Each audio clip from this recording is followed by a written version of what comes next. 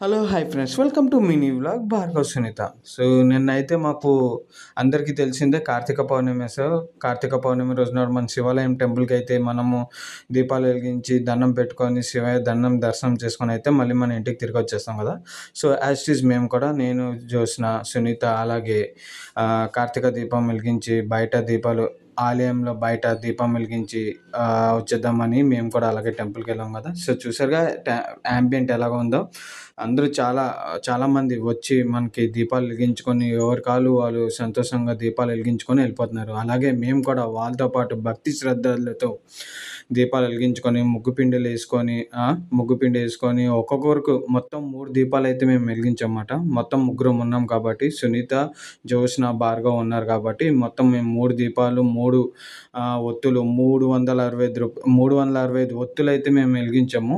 అలాగా మొత్తం 3 దీపాలు వెలిగించాము. 365 ఒత్తులతోని 3 దీపాలైతే వెలిగించాము. ఎందుకంటే మేము ఇంట్లోనే ముగ్గురం ఉన్నాం కాబట్టి 3 దీపాలు వెలిగించాము. సో, చూసారుగా ఇలా ఉంటది మా దీపాలు.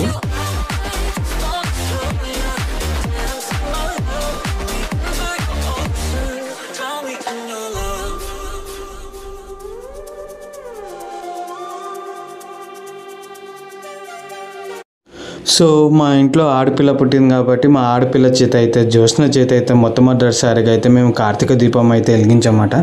మేమిద్దరం అయితే చాలా హ్యాపీగా ఉన్నాము. తను కూడా చాలా ఇంట్రెస్ట్ అయితే చేసింది. సో, యాక్చువల్ తనకు చాలా ఇంట్రెస్ట్.